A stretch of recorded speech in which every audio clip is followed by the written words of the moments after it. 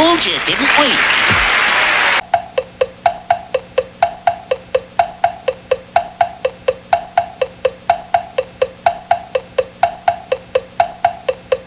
Hiya folks, David Toonkeeper here, and welcome to a special set of Toon Chest episodes that I call the Public Domainathon. So as you all know, we are entering a very interesting era in animation history, as animated shorts from the golden age of animation are beginning to enter the public domain. Now, I should mention, just to start out, that animated shorts entering public domain isn't a new concept. I mean, just look at the Van Buren shorts, of course the Warner Brothers cartoons that have entered public domain thanks to Guild Films and United Artists not being consistent with their respective libraries.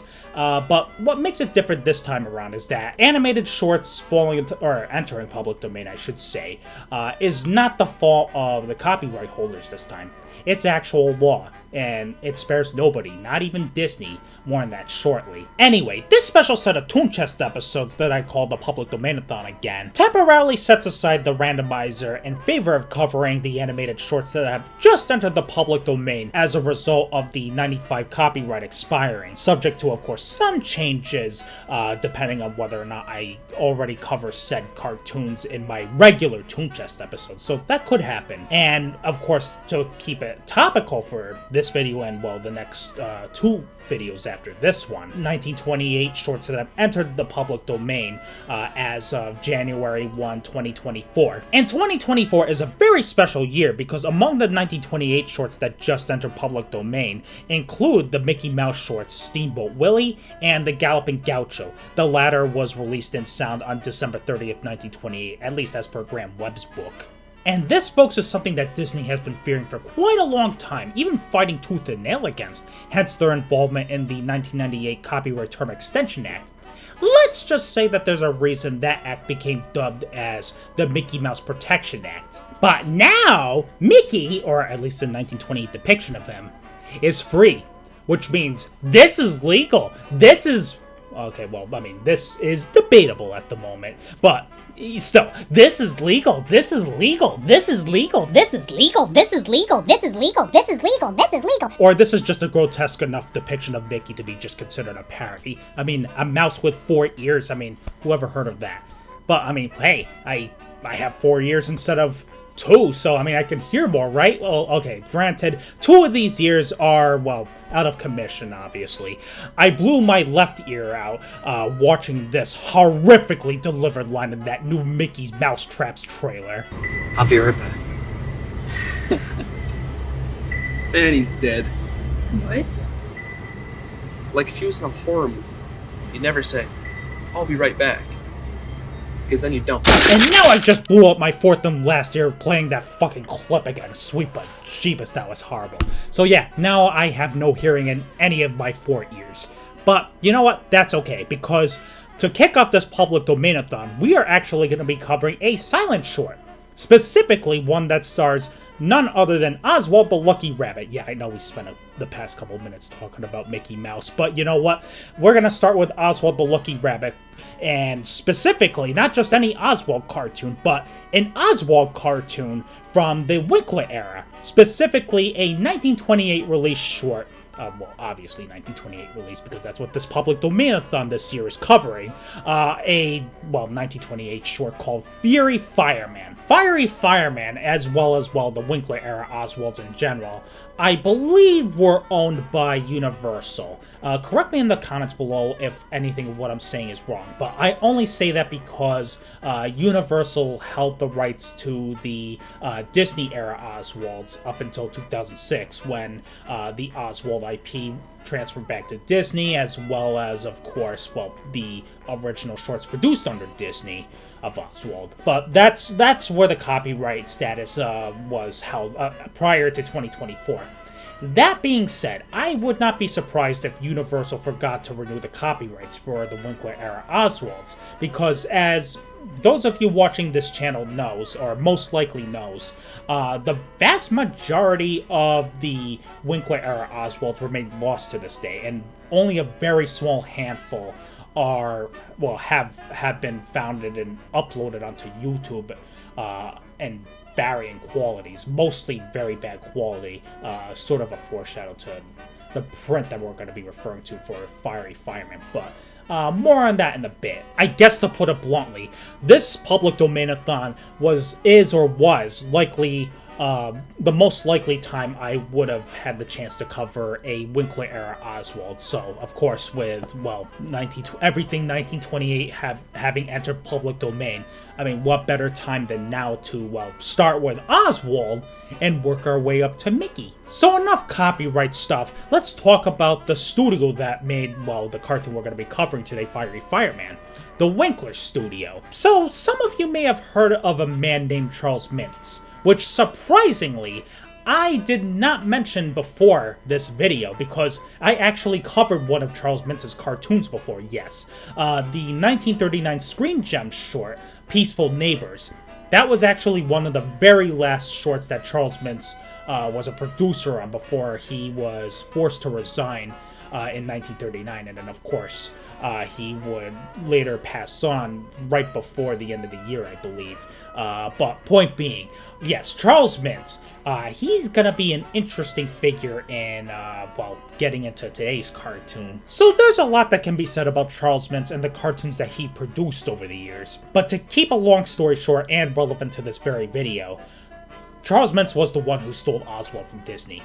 Yes, he was the unnamed distributor, unnamed person that keeps getting tossed around in stories. I don't know why his name doesn't get mentioned outright often, but yeah, no, Charles Mintz was the one who orchestrated, not just the swiping of the artists from Disney, except for iWorks, but also giving Disney that ultimatum of hiring Disney as just a mere employee and reducing the financial compensation and reducing the, creative control that Disney was enjoying for his Oswald series. That was all on Mintz, and yeah, he was the catalyst that set Disney on to, create Mickey Mouse with iWorks. Now, I should mention as well that the IP to Oswald ultimately belonged to Universal. Yes, it was a Disney creation, but Universal ultimately owned the rights to the IP at the time. So, with that, I mean, it could have theoretically been one of the heads of Universal that swooped down to take the rights of Oswald away from Disney directly. But in reality, what happened was Charles Mintz was a douche. It's also worth mentioning that Mintz was responsible for swiping the rights to the Crazy Cat IP a couple years earlier from Bill Nolan. So yeah, this guy didn't exactly leave a rosy legacy, to put it lightly. Anyway, back onto Oswald. It kind of becomes a bittersweet revenge or ending, whatever you want to call it. But essentially, Universal would actually step in 1929 to take the rights of Oswald away from Mintz for them to use in their very own established animation studio that was run by Walter Lantz. And, the rest is history. Walter Lantz would use Oswald and make some pretty good shorts with Oswald, at least until 1935 or so. And yeah, the character became dormant until Disney bought him again. Even then, you could say that Disney hasn't done too much outside the Epic Mickey games, but that's a whole ramble for another time. But for now, I think I've rambled enough of what I know about the Mintz era. Basically, Mintz was a douchebag and took the shorts in for himself. But I will say this, it is pretty hard to make a bad Oswald cartoon. I mean, like I said, the Lantz cartoons with Oswald, up until 1935 again, were actually pretty good, or more often than not, very enjoyable.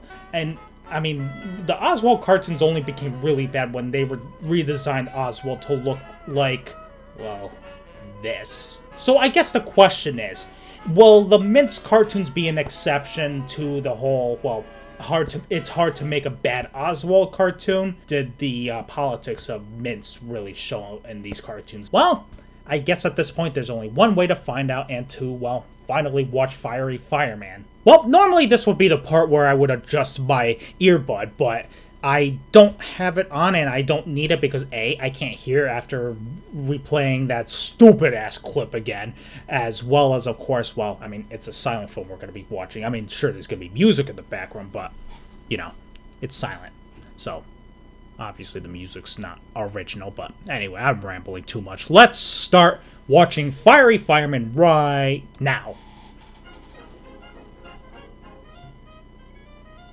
Oh yeah, this is one of Friz Freleng's very early. Actually, it's kind of funny that this is the first cartoon, or yeah, one of the first cartoons I covered on Toon Chest as a whole with Friz Freleng's name on it. Yeah, of all cartoons I could be covering with his direction, it's an Oswald cartoon. Or co-director. Yeah, and as you could probably tell, the quality of this short is not good, but I mean, that just speaks to more of the state of the Winkler Oswald cartoons as a whole. It's just, the vast majority are lost, but the few that have surfaced on YouTube are very, very low, 240p at most type of uploads, basically. Not the fault of anyone at all, but you know, that's just the nature of.